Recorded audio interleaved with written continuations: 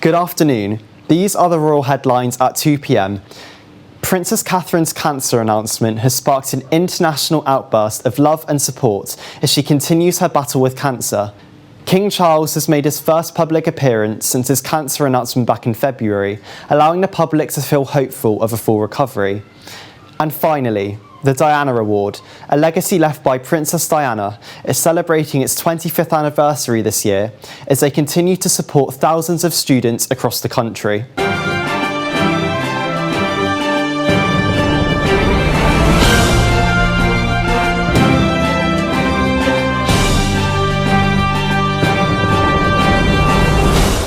Good afternoon. This is Charlie Wheeler with your 2 p.m. Royal News. First of all today, the Princess of Wales has received a huge outpouring of love and support since her announcement in March, with people expressing their support from across the world.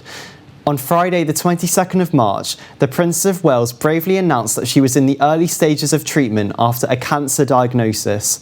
In what was described as an emotional video message, Catherine explained why she has been absent from events and engagements. Over the weeks prior to the broadcast, there had been a huge amount of speculation and rumours. However, this video message has shut down almost all of the misinformation.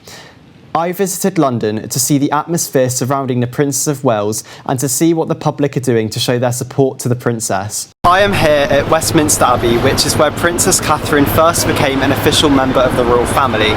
Since then, she has become a universal icon, with millions of people feeling inspired by her. The work she's done has been recognised globally because of the amount of people that she's helped, and she's helped them in a variety of different ways. In 2024, the world was shaken as Princess Catherine announced that she was receiving treatment for a form of cancer.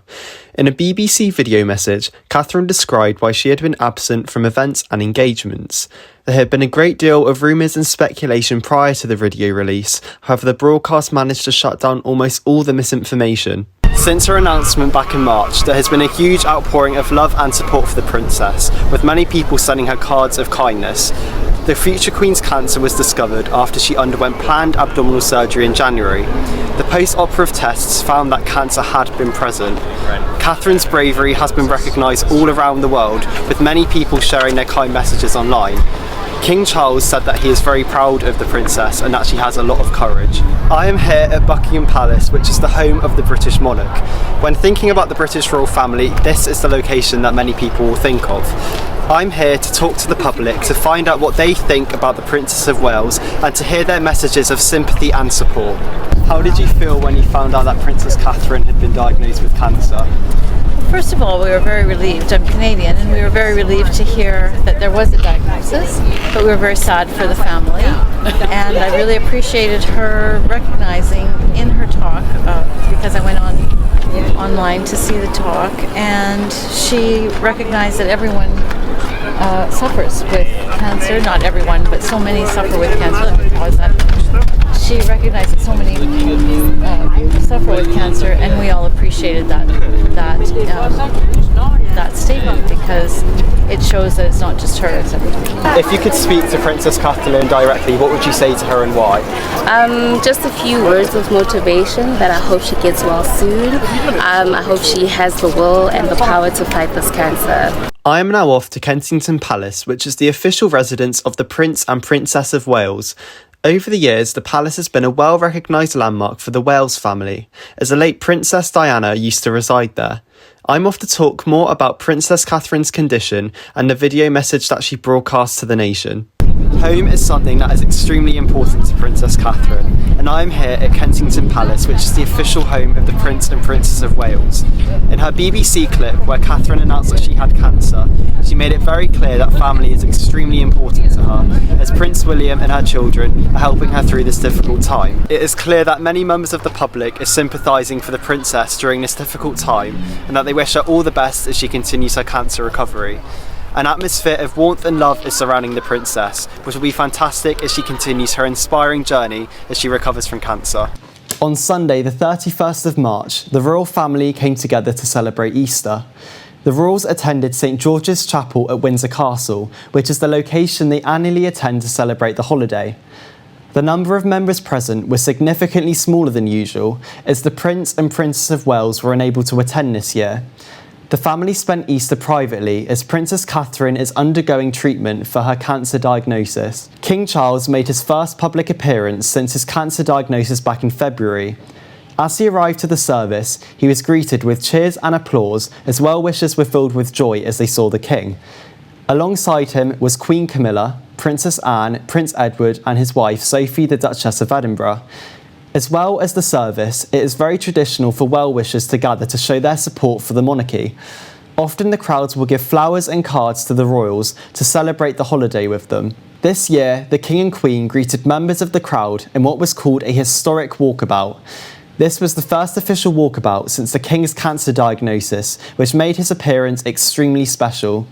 He greeted the crowds with enthusiasm and happiness as he created an atmosphere of excitement and joy. This appearance has allowed the public to see how the King is remaining positive during this difficult time and that he is on his way to a full recovery. It is also clear that the support of his family is greatly helping him and that they are supporting him as much as they can. The King is expected to make a full recovery and that he will return to royal duties once the time is appropriate. Finally, this afternoon, the Diana Award, a legacy of the late Princess Diana, is celebrating its 25th anniversary this year. The Diana Award trains hundreds of students across the UK as anti-bullying ambassadors to reduce the amount of bullying that takes place in schools. This training consists of people being made aware of types of bullying, the consequences of bullying, and how to look out for signs of bullying behaviour. I spoke to Sapphire Pierce, who is an anti-bullying ambassador at her school. So joining me now is Sapphire Pierce, who is an anti-bullying ambassador at her school. Thank you for joining me, Safi. Hi, thank you for having me. Yes, my name is Safi. I'm currently in the Colfax Bedminster Sixth Form, and I got trained to be an anti-bullying ambassador last year as part of the Diana Awards. Thank you so much, Safi. So the first question that I have is, how has the Diana Award had a positive impact on your school? The Diana Award has created such an amazing community within the school. It has built one where the students feel like they can come to the other students, that they can talk, that they can get the support that they need, that they might perhaps not feel like they could do with some teachers. Because it's people that are our age range, they feel like they can come to us and talk to us just one-to-one, and they're much more comfortable with that. And so it's really offered support to all the students. And then also, as an anti-bullying ambassador, I myself have felt welcomed into the group, and it's been a really lovely experience. That sounds fantastic. And I think you mentioned earlier on that there was some training that was involved in becoming an ambassador. So what was that training process like to become an anti-bullying ambassador? Yes, so we had some people come in who trained us. They brought in resources, videos, and then they ran through them all with us, creating situations so that we could fully understand what it meant to be an anti-bullying ambassador. And they were absolutely amazing. They would come around, they would check with us, make sure that we understood what we were doing and that we were actually fully and utterly confident in it, because this is something that would greatly benefit our entire school. But it was an absolutely amazing day. That training programme sounds awesome, and it just sounds like there was a community spirit there as well. And how has being an anti-bullying ambassador kind of helped you helping students? Would you say there has been students that you felt like you've been able to help since your training? Yes, the main event that stands out to me, because it was such a big one, was when we as the anti-bullying ambassadors got to do a big assembly, and I got to talk to all the Year 9s about this, so about 150 students, and it was such a great opportunity to reach out to such a big group of students to make a difference, whether it was a big one or a small one, but just to make sure that they knew we were there for them.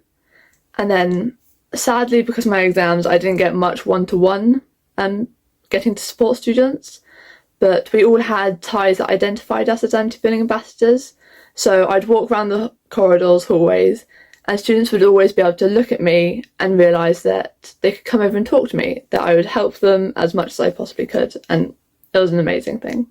It sounds like the anti-bullying ambassadors at your school have had an incredible impact, and it's great that you're part of that community. Now, thank you for joining me, Safi, and for sharing your experience as part of the Diana Award. Thanks so much. Thanks for having me. That is today's Royal News at 2 p.m. From me and the CNO News team, we wish you a very happy afternoon. Thank you.